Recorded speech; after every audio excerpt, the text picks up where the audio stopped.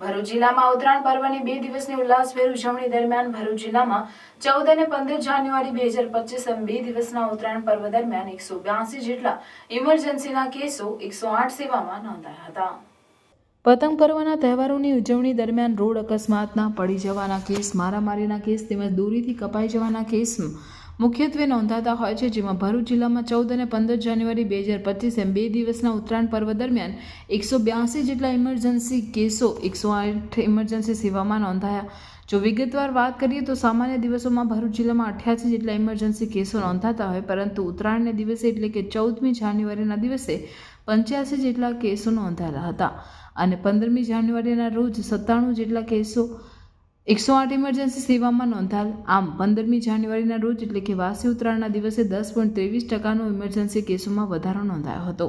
તે ઉપરાંત 14 અને 15 જાન્યુઆરી 2025ના 2 દિવસમાં મારામારીના 7 જેટલા કેસ, રોડ અકસ્માતના 33 જેટલા કેસો, પડી જવાના 10 તેમજ પતંગની દોરીથી ઈજા પામવાના 5 જેટલા કેસો 108 ઇમરજન્સી સેવામાં નોંધાયેલા હતા।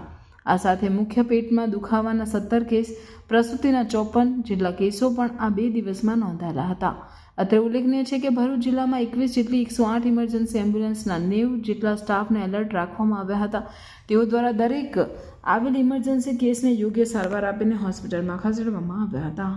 14 અને 15 એમ લોકોએ ઉત્સાહભેર ઉત્તરાયણની ઉજવણી કરી હતી। આ દરમિયાન ઇમરજન્સીના કેસીસમાં પણ વધારો એવો જોવા મળેલો છે અને મુખ્યત્વે મારામારીના કેસો, પતંગના દોરીથી કપાઈ જવાના કેસીસ, પડી જવાના કેસીસ જેવા નોંધાયેલા છે। જો આપણે 14 અને 15 એમ 2 દિવસની જો વાત કરીએ તો ટોટલી ભરૂચ જિલ્લામાં લગભગ 187 જેવા કેસીસ નોંધાયેલા છે અને જેમાં પણ મુખ્યત્વે જોઈએ તો 14મી જાન્યુઆરીના દિવસે લગભગ 85 જેવા કેસીસ નોંધાયેલા છે અને 15મી જાન્યુઆરી એટલે કે વાસી ઉત્તરાયણના દિવસે લગભગ 10.13% જેવો વધારો જોવા મળેલો છે।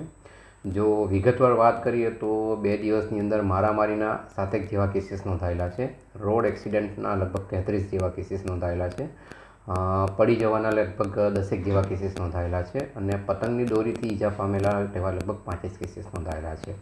એટલે આમ જો 2 દિવસની અંદર 108 ટોટલી 108 ઇમરજન્સી સર્વિસ દ્વારા 90 સ્ટાફ દ્વારા ખડે પગે હાજર રહીને દરેક ઇમરજન્સીને પ્રતિસાદ આપીને હોસ્પિટલમાં ખસેડવામાં આવે છે।